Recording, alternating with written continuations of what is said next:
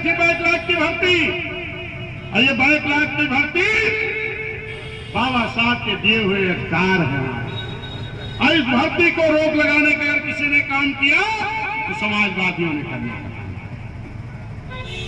बहन जी ने बाबा साहब के संविधान के बल पर एससी एसटी समाज के लोगों को ठेकेदारी में आरक्षण देने का काम किया था, लेकिन इस समाजवादी पार्टी जो सरकार में आई है तो एससी एसटी का आरक्षण हमारा छीनने का काम किया है। ये बैनर खोल लो भैया, दो लोग बैनर खोल लो, खोल के दो लोग पकड़ो। इतना नहीं, प्रमोशन में आरक्षण बैंक ने दिया था, तमाम हमारे एससी एसटी समाज के लोग नौकरी कर रहे थे, बाबू को बड़े बाबू, तहसीलदार को एसडीएम, डीवाईएसपी को एसपी, बाबा साहब के संविधान के बल पर बनने का मौका मिला था। ऐसे समाजवादी के लोगों ने तमाम अधिकारियों का डिमोशन करके उनको अपमानित करके फिर से बैक करने का काम किया था।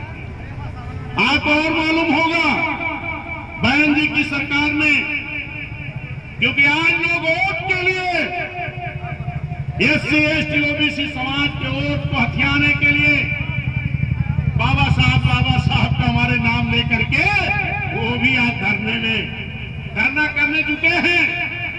लेकिन मैं आपको याद दिला दूं, बहुजन समाज पार्टी की सरकार थी, माननीय बहन जी ने अम्बेडकर पार्क लखनऊ गोमती नगर में बनाया था, और यही समाजवादी पार्टी सरकार ने क्या कहा कि अम्बेडकर का पार्क नहीं अय्यासी करता है। ऐसे समाजवादी के लोगों के खिलाफ यही हमारा बहुजन समाज लखनऊ में थू रैली का एक बहुत बड़ा आयोजन किया गया। याद है कि नहीं आप लोगों को? अगर याद है तो ऐसे लोगों के गुमराह करने पे हमें आपको नहीं आना चाहिए। यही कांग्रेस पार्टी के लोग बाबा साहब को संविधान सभा में जाने के लिए पार्लियामेंट का मेंबर बनना जरूरी था, और जब बाबा साहब पार्लियामेंट का चुनाव लड़ रहे थे, आज यही कांग्रेस के लोग बाबा साहब के प्यारो कल्लोरकर को बाबा साहब के खिलाफ लड़ा करके चुनाव हरा दिया। लेकिन ये मेरे साथियों, बाबा साहब चुनाव नहीं हारते, क्योंकि बाबा साहब को चुनाव हराया गया था मात्र 15-16 हजार से। लेकिन बाबा साहब को जो वोट मिले थे, उन वोट में 75,000 वोट इन कांग्रेसियों ने अनवैलिड करा दिया था, तब बाबा साहब को हरा पाए हैं। आज तमाम कांग्रेसी कहते हैं कि वो पुरानी कांग्रेसी नहीं है।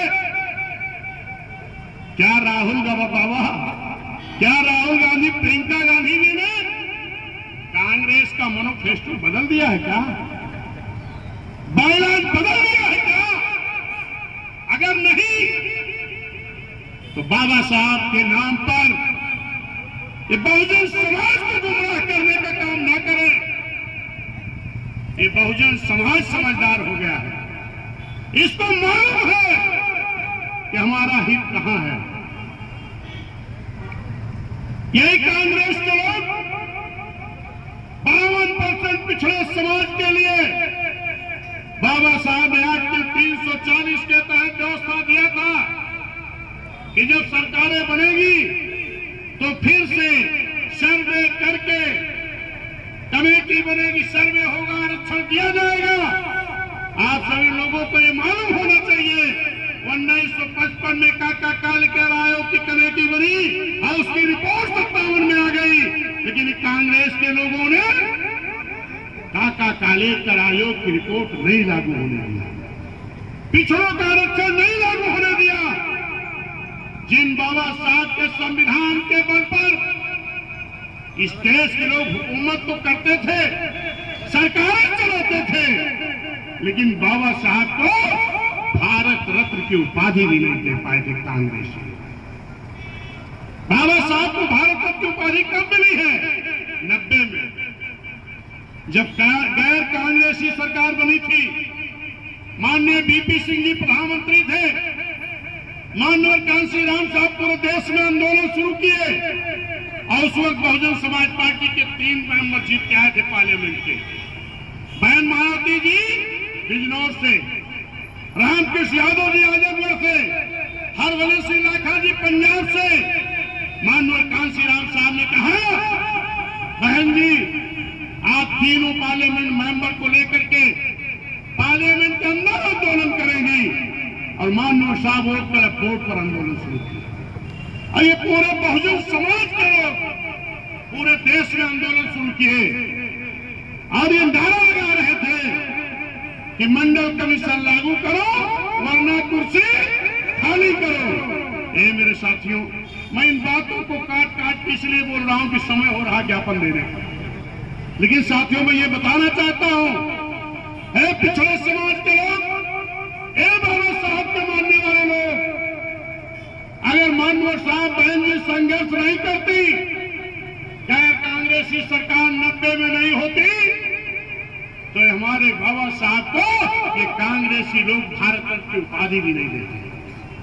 90 में बाबा साहब को भारत रत्न की उपाधि मिली है और 90 में पिछड़ों को मंडल कमीशन की आयोग रिपोर्ट लागू करा करके आरक्षण मिला है।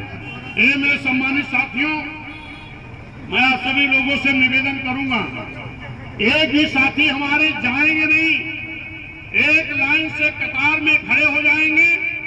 और ये तो बैनर बने हैं, एक बैनर आगे आगे, फिर एक बीच में, एक पीछे लेके चलेंगे और ये तख्तियां सभी लोग हाथ में लेके ऊपर उठा के चलेंगे, नारा लगाते हुए चलेंगे और ये हमारे